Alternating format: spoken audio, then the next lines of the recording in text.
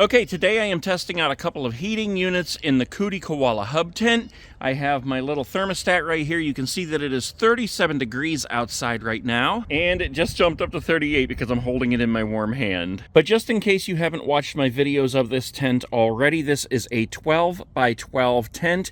We've got a 9-foot peak at the ceiling, but you can see we've got a lot of space in here to heat. This tent is a cotton polyester blend. It is a breathable fabric, and it is every bit as cold in here right now as it is outside. This is the space heater we're going to be testing out in here today. We have tested this out in a couple of other tents. Some of them were good, some of them weren't so good. This is made by Utilitech. This is an infrared wood tower heater with adjustable thermostat and oscillation. This is ideal for rooms up to 300 square feet. This is a 1500 watt heater. So with that information, we can say that it's probably going to work pretty good in here because this is under 150 square feet. So I do have this tent open right here, so it's letting a ton of cold air so that we are starting this test at the coldest point it can be in here right now. I have the heater set up right over here on top of the stove. The stove is obviously not on right now. Now, usually I would highly recommend using a rain fly on your tent when you're trying to heat it in cold weather, especially with something like a space heater, because the rain fly really helps to hold in that heat. But in the name of science, we are going to try this today without a rain fly on. I just want to see how well it will hold the heat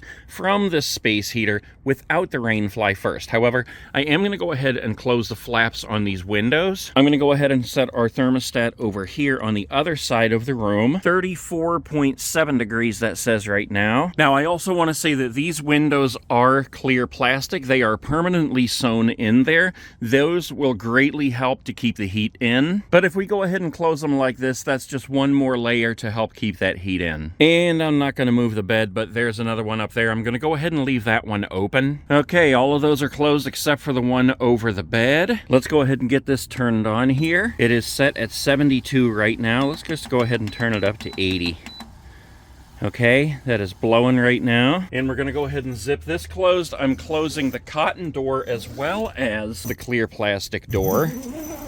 There we go. So now, with the exception of the rain fly, we've got this closed up all around, and we're ready to see how well it's going to heat this place up. Heater is set at 80. That is blowing out warm air. You can see that's getting red in there. And it is 12:25 p.m. right now based on the clock on my phone. Now, it's still cold in here for the moment, but it's only been 5 minutes, and I'm watching the temperature gauge from across the room, and it has already gone up to 45. And I'll point out also that the front door is the only one that has the clear plastic on it.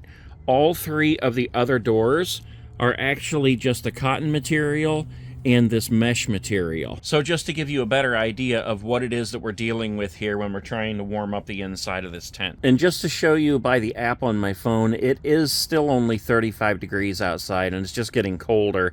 It's going to actually be going down into the 20s later on today and even lower through the night. But it is 12:35 right now, so it's been 10 minutes.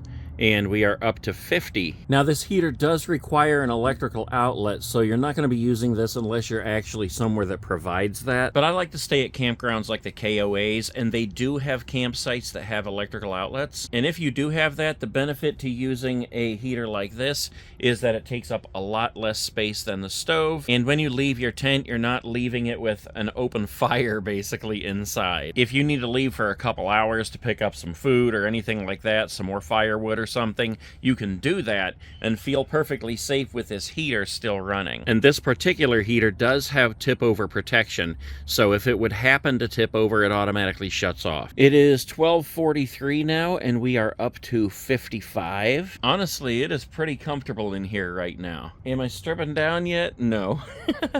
My toes are kind of cold, but I mean, it's nothing that another pair of socks or some slippers wouldn't help. I've got my hoodie on. If I actually had to camp in here right now with it being 55 degrees, I'd be perfectly fine. Plus, I'm just sitting here doing nothing. I mean, the more you move around in here, the more you're going to raise that temperature. So we're a half an hour in right now. It is 12:55, and if we look over here at our thermostat, we are at 59 in here. So just as is, with no rain fly to hold in the heat, this electric heater has raised it up to 59 degrees in here.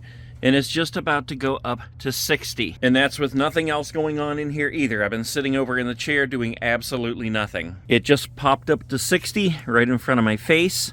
I'm going to pick it up here and raise it, and we'll see what it is up here. I'm going to give that about a minute. And there you go. It's been less than a minute, actually. I've been holding it up here, and it's already at 62.2.4 and rising, because obviously heat rises. So it's obviously going to be warmer up at the peak of the tent. And sitting back on the table over here, it just continues to rise, 63.5. So I would have to say that this has definitely been a successful test and use of this electric space heater. Again, this one is from Utilitech. I think I got this at Lowe's. It is very comfortable in here right now, and if you have that access to electric, I would have to say another major benefit of this is that it takes up so little space in the tent. All right, well, I'm gonna call it on this one. That was definitely successful. It's definitely warm and comfortable in here, and if we put the rain fly, I bet it would easily get up to 70 in here quick, because that rain fly would prevent the heat from leaving out the roof.